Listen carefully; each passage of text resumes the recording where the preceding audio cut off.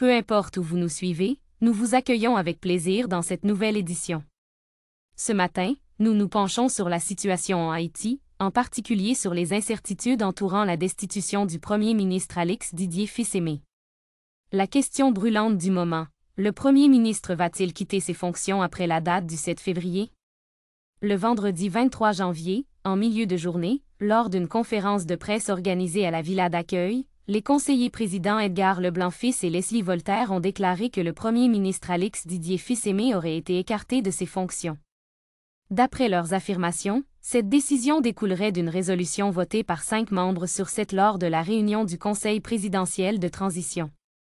Durant cette même intervention, Leslie Voltaire a déclaré que la décision aurait été arrêtée suite à des consultations avec ce qu'il a décrit comme une majorité d'acteurs politiques haïtiens.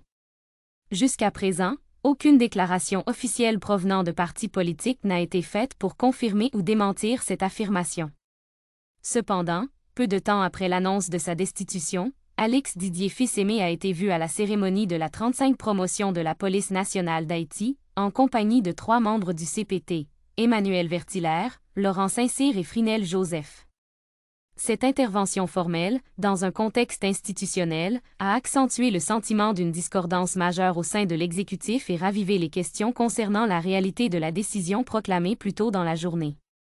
De plus, le secrétaire d'État américain Marco Rubio a renouvelé l'appui de Washington au Premier ministre Alex Didier Fils-Aimé suite à cette annonce de révocation. Quand on connaît le poids des États-Unis dans la politique en Haïti, il est fort probable que M. Fils-Aimé conserve le pouvoir au-delà du 7 février. Si on se fie aux déclarations d'Edgar Leblanc-Fils et de Leslie Voltaire, on est en droit de répondre par l'affirmative.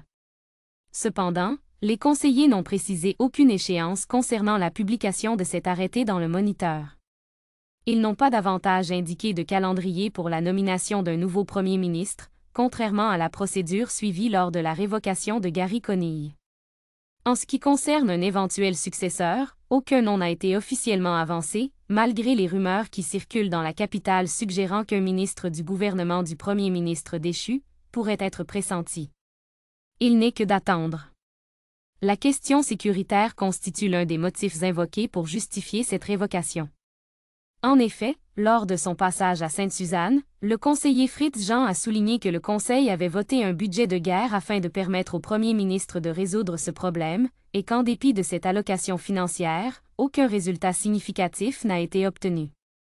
Comme beaucoup d'Haïtiens peuvent aussi le constater, l'insécurité continue à faire des victimes au sein de la population. Le conseiller à la sécurité publique, Mario Andrézol, avait récemment annoncé que la route de Carrefour serait débloquée avant le 7 février prochain.